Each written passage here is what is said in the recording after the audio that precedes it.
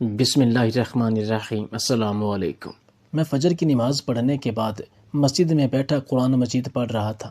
میں روزانہ فجر کی نماز کے بعد ایک سپارہ پڑھ لیا کرتا تھا۔ یہ مسجد ہمارے علاقے میں تھی اور اس مسجد کے ساتھ ایک بہت بڑا قبرستان بھی تھا۔ میں ابھی سپارہ پڑھ ہی رہا تھا کہ مجھے باہر سے کسی آدمی کے رونے کی آوازیں آنے لگی تھی۔ آوازیں اس قدر اونچی تھیں کہ مجھ سے قرآن مجید پڑھا نہیں جا رہا تھا۔ وہ جو کوئی بھی تھا سسک سسک کر رو رہا تھا۔ مجبور ہو کر میں نے قرآن مجید کی تلاوت کو ختم کیا اور اٹھ کر باہر قبرستان میں آ گیا۔ سامنے ہی ایک قبر پر ایک بزرگ دھاڑے مار مار کر روئے جا رہا تھا۔ مجھے لگا کہ اس بزرگ کو میں نے کہیں دیکھا ہوا ہے۔ میں نے ان کے پاس جا کر ان کے کندھے پر ہاتھ رکھا تو وہ مجھے دیکھنے لگے اور پھر بڑی مشکل سے انہوں نے میرا نام لے کر مجھے پکارا تھا۔ جیسے انہوں نے میرا نام لیا تو مجھے بھی یاد آ گیا کہ وہ چچا امتیاز تھے۔ میں ان کی ایسی حالت دیکھ کر حیران رہ گیا۔ میں نے انہیں تسلی دی اور پھر ان کی خیریت دریافت کرتے ہوئے پوچھا کہ یہ کس کی قبر ہے۔ مجھے معلوم تھا کہ انکل امتیاز کی بیوی کا بہت پہلے ہی انتقال ہو چکا ہے، اس لیے مجھے سمجھ ہی نہیں آیا کہ وہ کس کی قبر پر بیٹھے ہیں، اور پھر انکل کی اگلی بات نے میرے ہوش اڑا دیے تھے۔ جب انہوں نے بتایا کہ یہ نمرہ کی قبر ہے، یہ لفظ سن کر میں حیران رہ گیا تھا۔ میں ان کی بیٹی نمرہ کو بھی جانتا تھا۔ وہ مجھ سے بھی کم عمر لڑکی تھی، پھر اس کا انتقال کیسے ہو گیا؟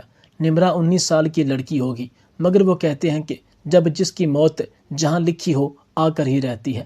نمرہ بھی شاید بڑی جوانی میں ہی موت کی آغوش میں چلی گئی تھی۔ اب مجھے انکل امتیاز کے اس طرح رونے کی وجہ سمجھ آ رہی تھی۔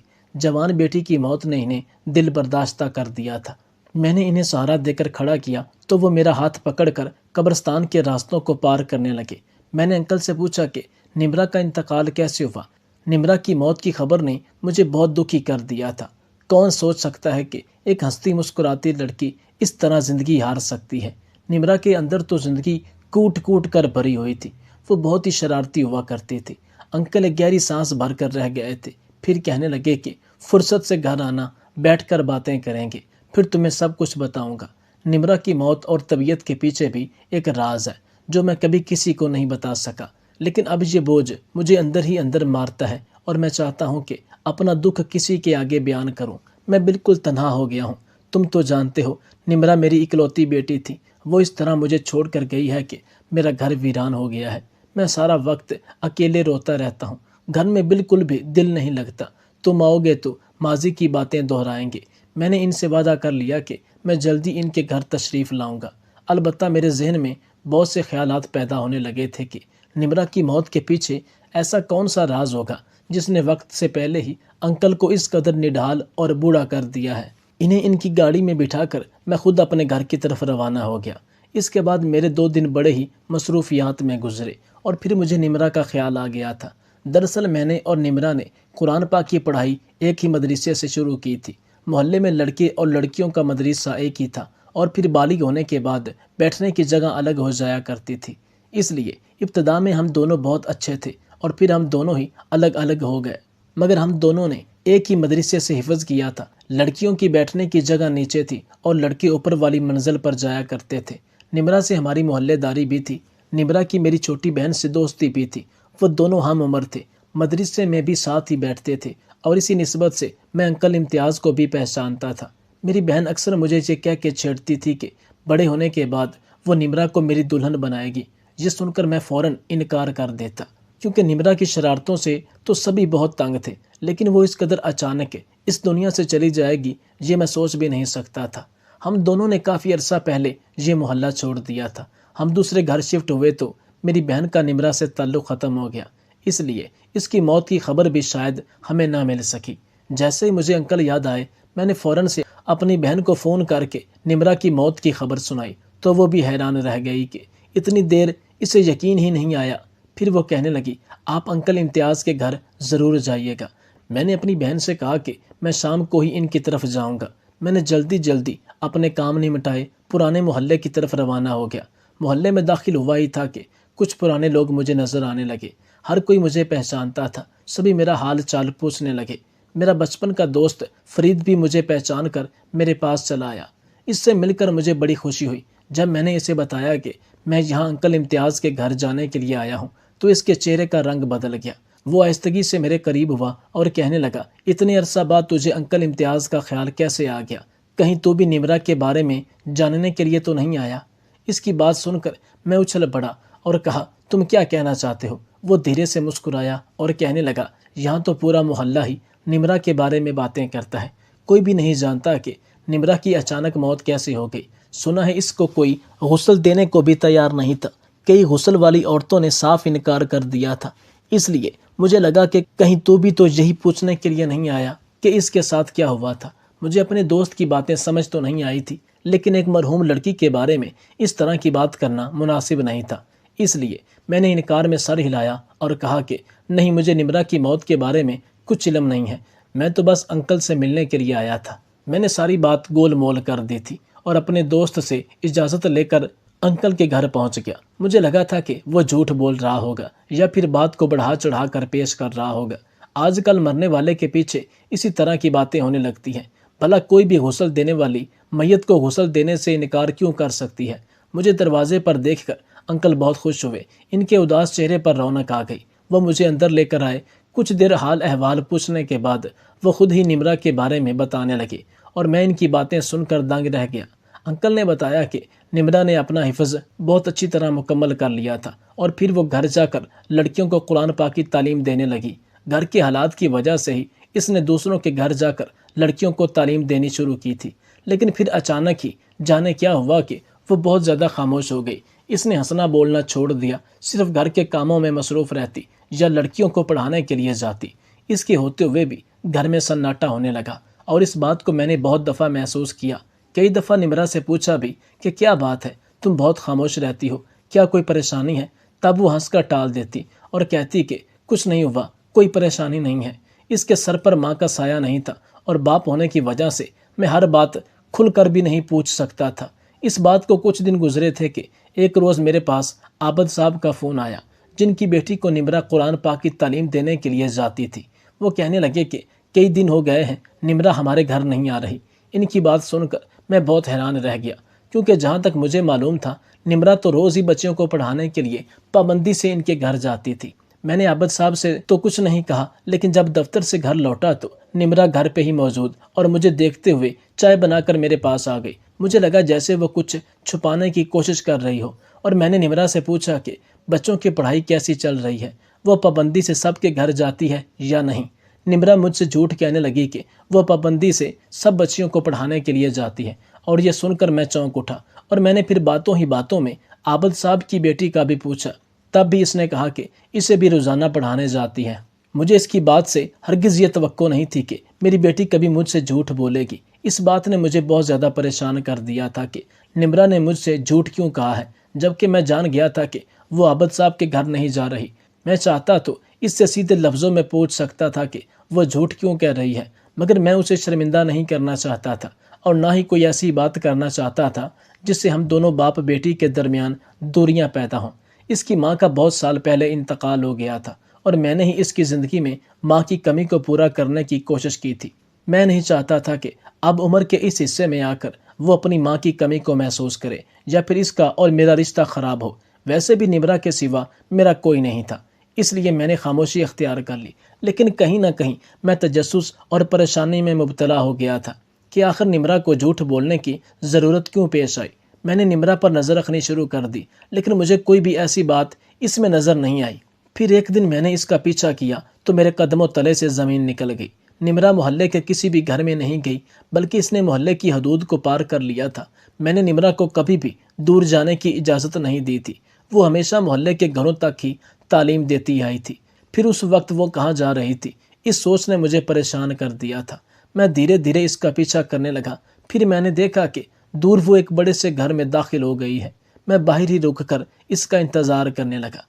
گھنٹے پر گھنٹہ گزرتا گیا، یہاں تک کہ تقریباً 3 گھنٹے کے بعد وہ اس بنگلے سے نکلی اور واپس گھر آ گئی۔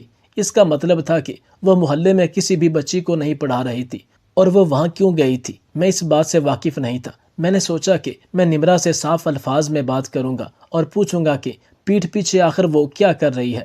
میں نمرہ کے پیچھے ہی گھر میں داخل ہوا تو مجھے دیکھ کر وہ پریشان ہو گئی اور بولی، بابا آپ اتنی جلدی کیسے آ گئے؟ میں نے کہا پہلے تم بتاؤ کہ تم کہاں گئی تھی۔ پہلے تو کچھ گھبرا گئی، پھر کہنے لگی کہ میں بچوں کو پڑھانے گئی تھی۔ میں نے سختی سے کہا کہ میں اچھی طرح جانتا ہوں تو محلے سے دور کسی بنگلے پر گئی تھی۔ میری بات سن کر اس کے چہرے کا رنگ زرد پڑ گیا، آنکھوں میں آنسو آ گئے تھے۔ اس کے آنسو دیکھ کر میں نرم پڑ گیا۔ اس سے پوچھا کہ بتاؤ تم وہاں کیوں گئی تھی؟ وہ کس کا گھر ہے اور جانے سے پہلے مجھے کیوں نہیں بتایا؟ وہ آہستگی سے کہنے لگی کہ وہ بنگلے کی کچھ بچیوں کو سپارہ پڑھاتی ہے اور وہاں سے اسے بہت اچھے سے پیسے مل جاتے ہیں۔ ایک ہی جگہ کام کرنے سے اسے زیادہ پریشانی نہیں ہوتی۔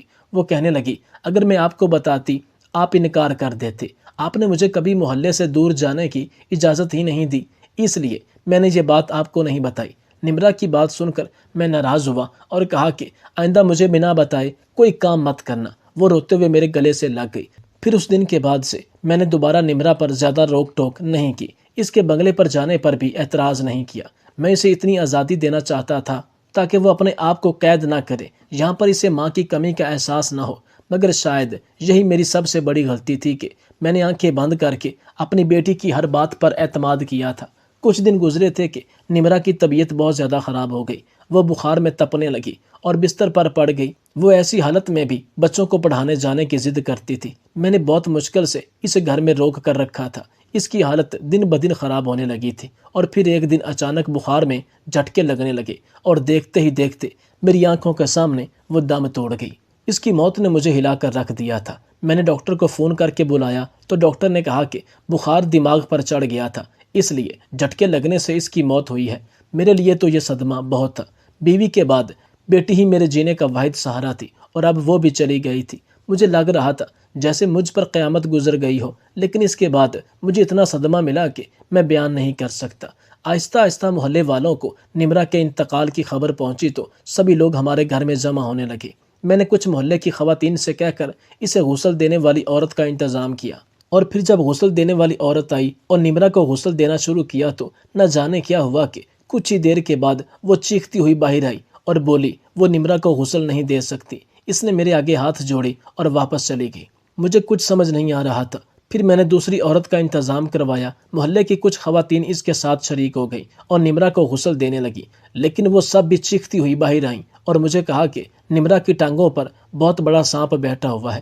وہ سب خواتین میرے گھر سے بھاگ گئی تھیں۔ جب سب لوگوں نے میری بیٹی پر باتیں کرنا شروع کی اور آہستہ آہستہ میرا گھر خالی ہو گیا، مجھے کچھ سمجھ نہیں آ رہا تھا کہ یہ سب کیا ہو رہا ہے۔ اور پھر جب میں نے دیکھا کہ میری بیٹی کو کوئی غسل نہیں دینا چاہتا تو میں نے خود یہ فیصلہ کیا کہ میں اپنی بیٹی کو غسل بھی خود دوں گا اور اس کی تدفین بھی اکیلے کروں گا۔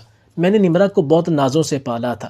اس کی زندگی کا یہ آخری سفر بھی اپنے ہاتھوں سے پورا کرنے کو تیار تھا۔ میں اس نیت سے اندر جانے ہی لگا تھا، پھر اچانک میری خالہ میرے گھر آ گئی۔ میں نے انہیں ساری بات بتا دی۔ وہ حافظ قرآن اور اللہ والی تھی۔ انہوں نے وہیں بیٹھ کر سورہ بقرہ پڑھی اور اکیلے ہی میری بیٹی کو غسل دینے کے لیے اندر چلی گئی۔ اور پھر جب غسل دینے کے بعد وہ باہر آئیں اور جو بات انہوں نے مجھے بتائی وہ میرے لیے بڑی ہی حیران کن تھی۔ انہیں میری بیٹی کی ٹانگوں پر کوئی سانپ دکھائی نہیں دیا تھا، بلکہ ان کا کہنا تھا کہ نمرا کی گردن کے پاس ایک خاص نشان تھا جو قادیانی ہونے کی نشانی تھی۔ لیکن یہ نشان میری بیٹی کی گردن پر کیسے آیا تھا؟ میری بیٹی تو الحمدللہ مسلمان تھی، وہ حافظ قرآن تھی، پھر وہ قادیانی کیسے ہو سکتی تھی؟ خالہ نے بتایا کہ اس کے علاوہ اس کے پورے جسم پر ایسے نشان تھے جیسے اس پر کوئی ظلم کرتا رہا ہے۔ خالہ کی بات پر میرے رونگٹے کھڑے ہو گئے۔ مجھے بالکل بھی اندازہ نہیں تھا، حالانکہ غسل دینے کے بعد میں نے اکیلے ہی اس کی تدفین کا بندوبست کیا تھا۔ کوئی بھی مرد اس کے جنازے میں شریک نہیں ہوا تھا اور سب مجھے بری نگاہ سے دیکھنے لگے تھے۔ پریشانی کے وقت ہر کوئی میرا ساتھ چھوڑ گیا تھا، کوئی مجھ سے بات تک نہیں کرتا تھا، اور میں اس بات سے بالکل بے خبر تھا کہ یہ سب کچھ کیسے ہوا تھا۔ پہلے تو میں یہ سوچ کر خاموش رہا کہ میں یہ بات کسی کو نہیں بتاؤں گا، ورنہ میری مرحوم بیٹی کی عزت داغدار ہو جائے گی۔ لیکن جب مجھ سے یہ بات برداشت نہ ہوئی تو میں نے اپنے ایک دوست کا سہارا لیا، وہ پولیس میں تھا۔ میں نے ساری بات اسے بتائی تو اس نے اس بڑے سے بنگلے والوں کے خلاف FIR درج کروا دی اور پھر کارروائی شروع ہو گئی، اور پھر آہستہ آہستہ سارے راز کھلتے چلے گئے اور پتہ چلا کہ پہلے ان لوگوں نے نمرا کو لالچ دے کر اپنے گھر بلایا اور اسے کہا کہ وہ اپنے بچوں کو قرآن پاک کی تعلیم دلوانا چاہتے ہیں۔ نمرا ان کے جھانسے میں آ گئی اور سوچنے لگی کہ اس طرح میڈیکل کی تعلیم کے لیے پیسے جمع ہو جائیں گے۔ دراصل وہ ڈاکٹر بننا چاہتی تھی، اس لیے وہ خاموشی سے ان کے گھر جا کر بچوں کو تعلیم دینے لگی، لیکن در حقیقت وہ نمرا کو اپنے جال میں پھنسا رہے تھے۔ اور پھر جب کچھ عرصے میں انہیں یہ اندازہ ہوا کہ نمرا حافظ قرآن ہے اور وہ اسے اپنے عقیدے پر نہیں چلا سکتے تو ایک دن ان کے بیٹے نے نمرہ کے ساتھ بند کمرے میں زیادتی کی اور پھر اسے بلیک میل کیا کہ وہ ان کے عقیدے میں شامل ہو جائے، ورنہ سارے زمانے میں بدنام کر کے اسے رسوا کیا جائے گا۔ بیچاری نمرہ جوان لڑکی تھی، وہ خوف زدہ ہو گئی تھی، عزت کے ہاتھوں مجبور ہو گئی تھی۔ اوپر سے اسے میری طرف سے خوف تھا کہ کہیں اس کی بدنامی میری جان نہ لے لے، اس لیے وہ وہی سب کچھ کرتی گئی جیسا وہ لوگ چاہتے تھے۔ انہوں نے زبردستی اسے مرزائیوں کا کلمہ بھی پڑھایا اور اس کی گردن پر احمد کا ایک خاص نشان بھی بنایا۔ وہ بہت ہی زیادہ دکھی ہو گئی تھی، اسے معلوم تھا کہ وہ غلط راستے پر چل رہی ہے، اس لیے وہ اندر ہی اندر گھلنے لگی اور شاید بخار میں مبتلا ہو گئی۔ بخار میں قرآن پاک کی تلاوت کرتے ہوئے اس نے میری گود میں دم توڑ دیا تھا۔ میں اچھی طرح جانتا تھا کہ میری بیٹی مسلمان تھی اور اسلام کی حالت میں ہی اس دنیا سے گئی تھی، کیونکہ وہ دل سے قادیانی نہیں ہوئی تھی۔ اس پر ظلم کر کے اسے قادیانی بنایا گیا تھا، مگر اس بات پر شاید دنیا والے کبھی یقین نہ کرتے، بس اسی لیے میں نے خاموشی اختیار کر لی تھی۔ البتہ میری بیٹی کے مجرم جیل کی سلاخوں کے پیچھے جا چکے ہیں۔ یہ کہہ کر انکل خاموش ہو گئے، ان کی آنکھوں سے آنسو گر رہے تھے۔ میں ان کا درد اچھی طرح سمجھ سکتا تھا۔ کچھ کافروں نے بڑی بے رحمی کے ساتھ ان کی جوان بیٹی کی زندگی برباد کر دی تھی، اور رہی محلے والوں کی بات تو انہوں نے بھی انکل کا جینا مشکل کر دیا تھا۔ سب عجیب سی نظروں سے انہیں دیکھتے تھے، کوئی بھی نمرہ کی موت کی وجہ نہیں جاننا چاہتا تھا۔ میں نے انکل کو تسلی دی تھی، کیونکہ اگر ان کا ایک ایک حرف سچا تھا تو میری نظر میں نمرہ ایک شہید تھی۔ انکل امتیاز نے اپنے آنسو پوچھے اور کہنے لگے، میں نے اپنا معاملہ اللہ تعالیٰ کے حوالے کر دیا ہے۔ میں روز اپنی بیٹی کی قبر پر جاتا ہوں اور اس کی مغفرت کے لیے دعائیں مانگتا ہوں۔ مجھے یقین ہے کہ اللہ پاک ہماری نیتوں کو دیکھتا ہے، اور میری بیٹی کی نیت بالکل پاک اور صاف تھی۔